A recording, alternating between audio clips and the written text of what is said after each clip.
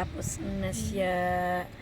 Ayan na, masaya na siya. Tapos na naman ang kanyang termino. Ayan, ginutom, wala kami kain. Tingin ka. Thank Lord. Tapos na po ang aming conference. Naipanalo ko na po ang kaso. Ayan, yung bata, masaya na naman. Naipanalo ko na po ang kaso. Ayan. Thank you Lord. Thank you.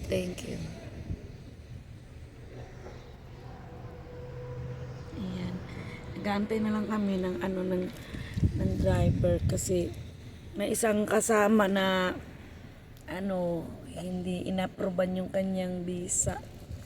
Parang na-expired na, hindi na siya inaccept. Kailangan niyang pumunta ng Jawasat. Ayan. Thank you Lord. Buti na lang pala tama yung sabi ni Hasa, kailangan pumunta na, hindi na pwedeng ayan. Salamat Lord, salamat po ng sobra. Thank you Lord. Thank you ng marami po. Thank you. I love you Lord. Marami pong salamat. At ito, madilim dito sa aming place. Gutom yung bata. Ate ka nag-soft drinks. Gutom siya. Wala dito kape, anak. Ewan ko saan yung coffee shop. Ayun may coffee shop. Papunta ka. Natatakot ako. Hindi mo gamit tayo dito.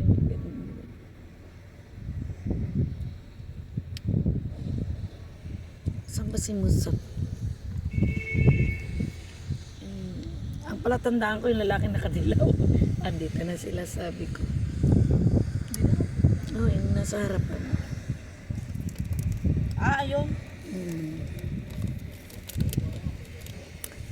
Tawagin ko yung driver.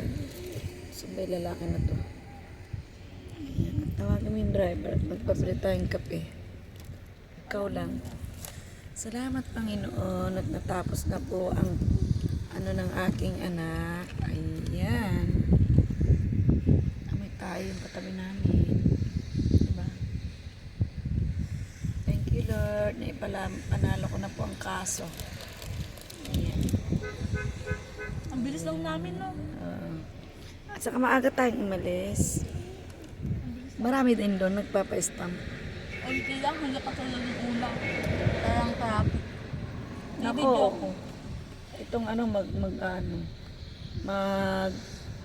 magdadami na naman kasi siya. Tawag dito, HUDs, bawal. Ayun, no? Parang ganyan lang siya. Parang siyang immigration. Immigration talaga yan. Kahit dun sa inuutosan siya dito, sa immigration din yun. Yan. Parang siyang immigration. Immigration talaga yan. Police ang Police talaga. Yung tawag dito, Jawasat. Jawasat yan. Ayan po, update sa aming mag-ina. Ayan na. Thank you Lord. Okay na po. Gutom siya. Gutom ako. Meron akong juice na mangga. Takot siyang uminom kasi inilibre kami ng driver. Binili ng driver yung mangga na juice na fresh mangga yun.